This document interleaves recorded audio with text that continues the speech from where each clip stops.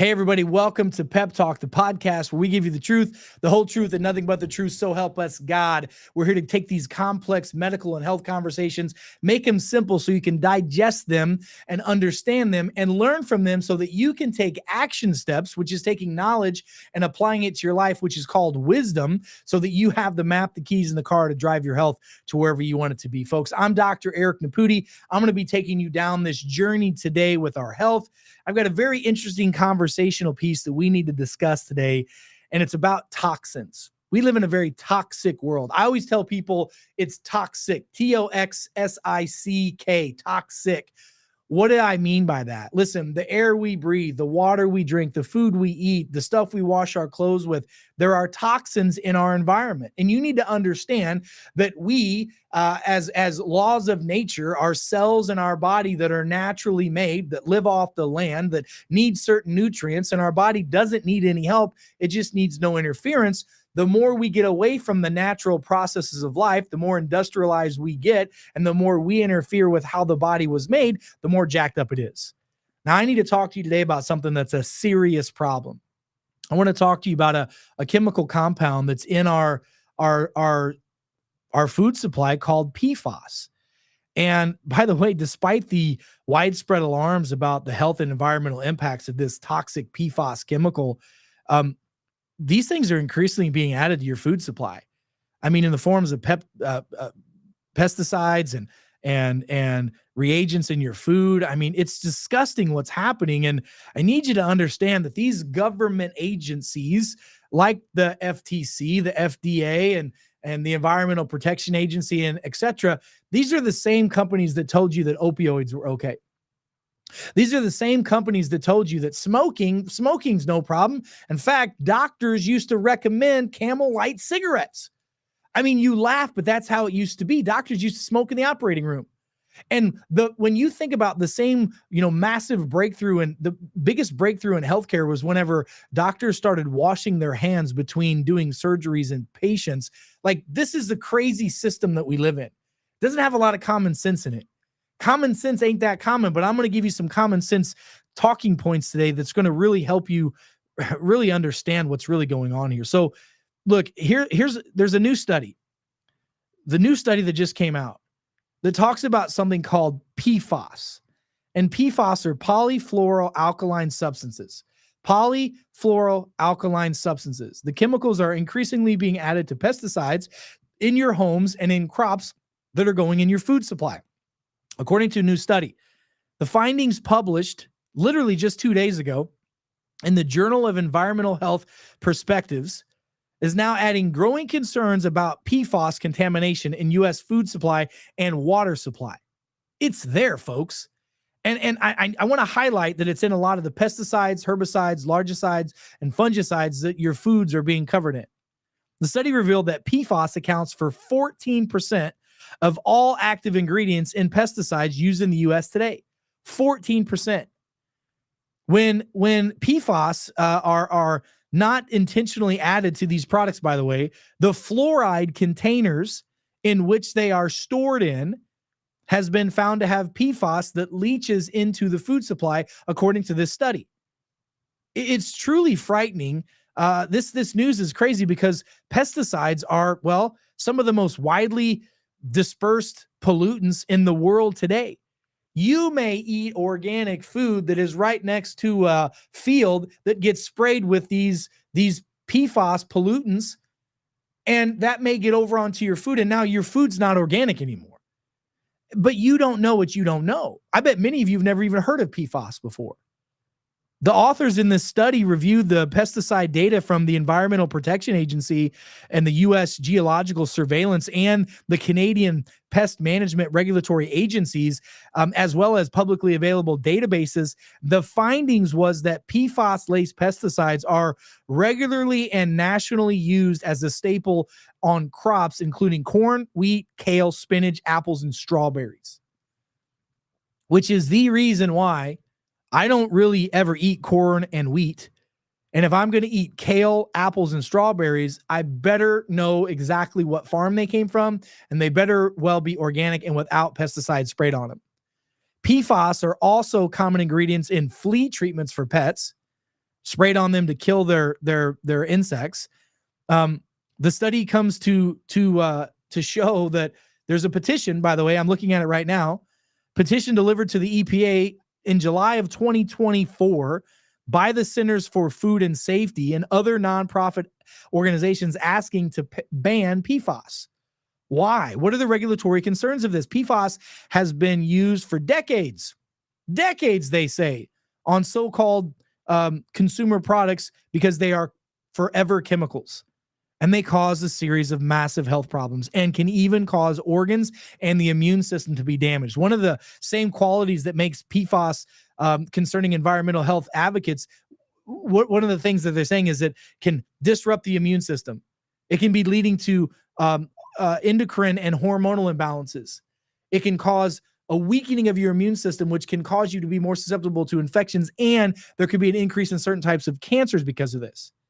In 2001, the EPA announced its PFAS strategy roadmap, which outlined the strategy for cleaning up PFAS contamination because they recognize it's a toxic chemical.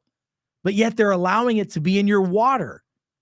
In your water. Look, the EPA just came out and said that there are 6 different types of PFAS chemicals in our drinking water. So if you don't have a system that pulls out the fluoride, the chlorine, doesn't put hydrogen back in your water, and doesn't put minerals in your water, if you're drinking water, you might be sick because you're drinking supposedly healthy water that's out there, but there's PFAS chemicals and other forever chemicals in it. Just a month ago, in response to the petition from the environmental groups that I listed above, the EPA initiated a regulatory risk management process called Toxic Substance Control Act. Why in the hell? Because the data was already there. Why did the Environmental Protection Agency and the FDA allow this to happen in the first place when all the data was clearly there? I remember years ago when I was speaking in front of congressional groups talking about the negative effects of Roundup and how Roundup can cause cancer and diseases and inflammation and autoimmune problems. No, you must be a quack, they said. You're a quack. They wouldn't let that happen. Now here we are almost 20 years later, $2 to almost $3 billion later in class action lawsuits for Monsanto and Roundup. Monsanto sold to Bayer because Monsanto had such negative brand equity because they lost a $3+ billion class action lawsuit because of Roundup. It's the same crap that's happening now. It's going to be the same cycle. Promise you in 10 to 15 years, they're going to go, oh yeah, PFAS is bad, killed so many people, we can never use it. We already know that today. So why are we allowing this to happen? And by the way, if there were things that could be used to pull these forever chemicals out of your body, you want to know about them? There are, and I'm going to share it with you at the end of this. So after testing 10 different pesticide products for PFAS, in May of 2023, the Environmental Protection Agency found that PFAS is in all of them. All of them. So these forever chemicals are very problematic. And if we don't take the right action steps, then we're going to have more health problems. What are some of the health problems that we could have from this? Well, here's our list. Heart disease, cancer, inflammation, autoimmune issues, leaky gut, skin allergies, food allergies, weakened immune system. I mean, the list just goes on and on and on, you guys. This is just disgusting. So what do? You got to do the best you can to mitigate your exposure to these. I would have a home filtration system for my water. It is a solid health investment plan.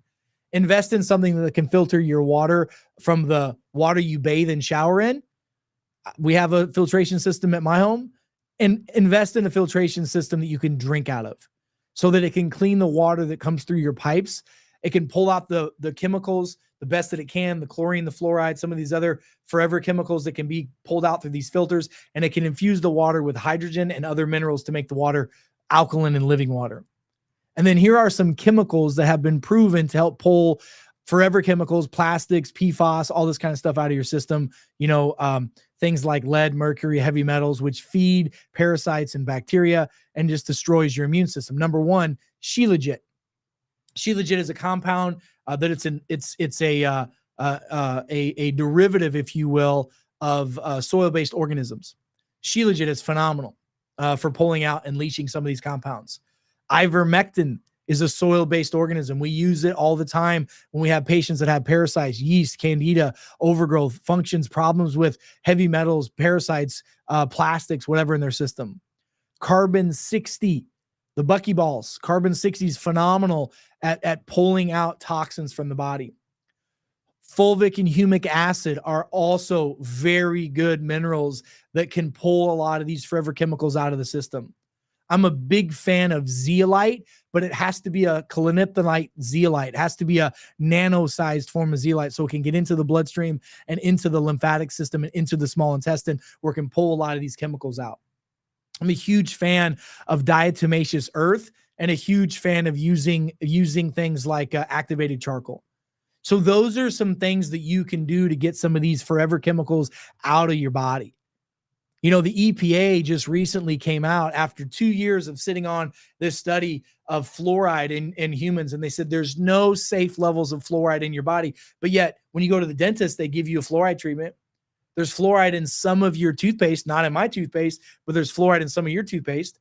There's fluoride in the drinking water that's out there. The water dispenser at your kid's school has fluoride in it. Fluoride has been proven to lower IQs on people. And if fluoride consumption is high at a young age, it can slow down the neurological productions of the brain and the body. So why are they allowing those into our food supplies if we know that those things aren't healthy?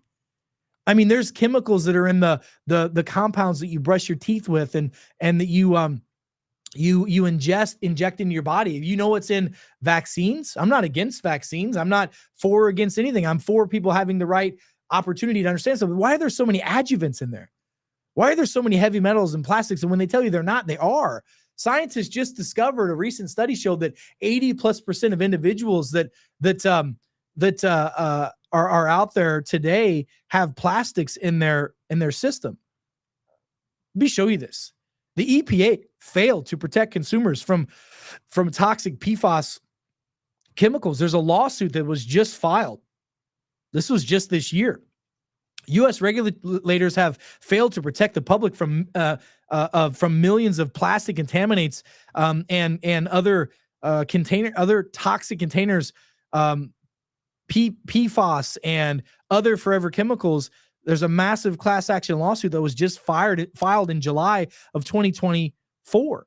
The lawsuit filed on July 25th in the U.S. Court District of Columbia alleges that the U.S. Environmental Protection Agency violated the Toxic Substance Control Act by neglecting to demand that manufacturers stop making containers using fluorination process that results in PFAS in our food and our water.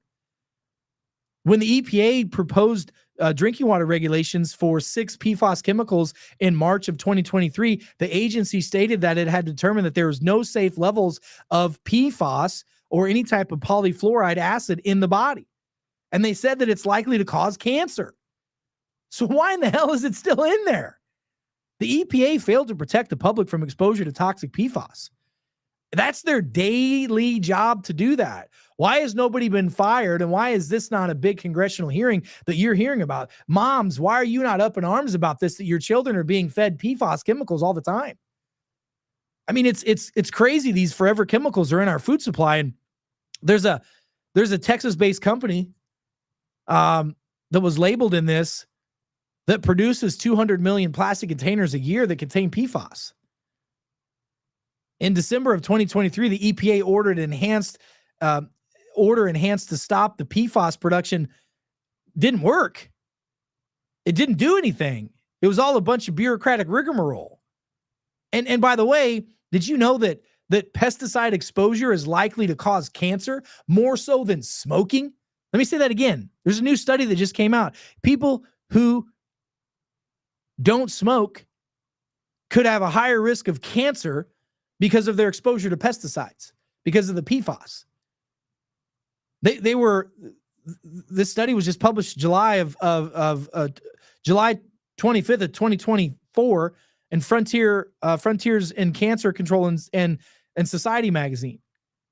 And they found that if people are exposed to PFAS or other agricultural pesticides, they have an increase in, listen to this, all cancers, but primarily bladder cancer, colon cancer, leukemia, lung cancer, and non-Hodgkin's lymphoma, and pancreatic cancer, all associated with PFAS and with heavy agricultural productivity, more so than smoking. That's pretty powerful. In fact, that's really dang powerful.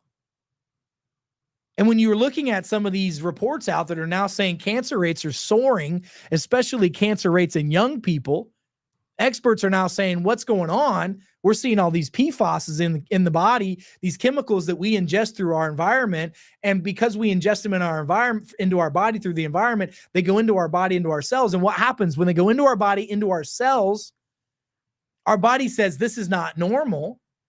And it amounts an autoimmune response against that. And people are in a state of high inflammation, which causes low metabolism. So they gain weight, they're exhausted. It causes low hormone production. So they're got up and went, and their body deteriorates faster. They stop the production of peptides naturally in their body, so the cells aren't being signaled. It destroys the gut microbiome, and that causes leaky gut and all kinds of other problems, all because the PFAS is in there. And our governments globally are allowing it. Why? Because the lobbyists are getting paid to do it. Think about that for a minute. That's why self-care is the real healthcare. If you understand the real story, you got a better idea of how to take care of yourself. Experts are warning about this. So there are a lot of things you can do to mitigate and detox your body, but you need to take action on it. So I know this is a lot of information. In fact, if you look, I just want to pull this study up. There's a new study that shows that men, listen to this. Scientists now have discovered plastic nanoparticles in men's testicles. I'm going to say that again. Science has discovered plastic particles in men's testicles. Science discovers microplastics in men's testicles, rising concerns about their potential impact on reproductive health. We're seeing a massive increase in testicular cancer and a massive increase in infertility in men. Part of it's because of this. Researchers were surprised to find microplastics in the testicles of men, given the tight blood barrier that male reproductive system has, known as the blood-testes barrier, that's supposed to be impenetrable. But these PFAS chemicals, plastics, and other things are getting across there. The study found microplastics in all, not one or two, but all of the tests examined, with polyethylene being the number one, polyethylene and PFAS. There's a 2003 study similarly found plastics in male reproductive organs, including testes and semen. Plastics are loaded with chemicals that are estrogenic, which mimic estrogen, which causes, when they mimic estrogen, it lowers testosterone. When testosterone goes down, heart attacks go up. When testosterone goes down, cancer risk goes up. When testosterone goes down, being a man goes down. And there's a lot of confusion in the world today about who we are and what we are and our biology. What if that confusion is because of an increase in PFAS chemicals and other chemicals in our body that lower the natural production of what we're supposed to have in our body, which is testosterone? Think about that for a minute. So what do? You got to mitigate your exposure. You got to filter the waters and the foods properly. You got to start going down the rabbit hole of what PFAS is, what forever chemicals are, and what of those nutrients I told you about that can pull those out of your system. So folks, on average, a person eats about 5 grams of plastic a week, according to these studies. Dr. John Yu, a toxicologist in the College of Nursing in the University of New Mexico, the studies found that the plastic in the testicles and in the semen, and he says the average person eats about 5 grams of plastic per week. That's like a tablespoon. So here's what I want you to do. I want you to understand that there is hope, but our systems and processes of our society have failed us. The farther we get away from natural things, the more problems we have. So go back and listen to this podcast, share it with your friends and family members, start doing some due diligence on PFAS, on detox, on mitigating your exposure to some of these chemicals, and start doing some of the things we talked about. In addition to detoxifying your body with chemicals, start using saunas, start cold plunging, start getting your body sweating, start pushing some weight, start using intermittent fasting and then prolonged fasting, a combination of sleeping well, eating well, living well, understanding how your body detoxifies. Do a genomics test that measures your ability to detox and methylate. These are the keys to understand how your self works. The more you understand how yourself works, the more you can engage and participate in true healthcare. All right, folks, I got to go. So until we meet again, I'm Dr. Eric Naputi. God bless you. God bless America, and God bless the world. Stay smart out there, and I'll see you on our next episode. Have a blessed day. Be well.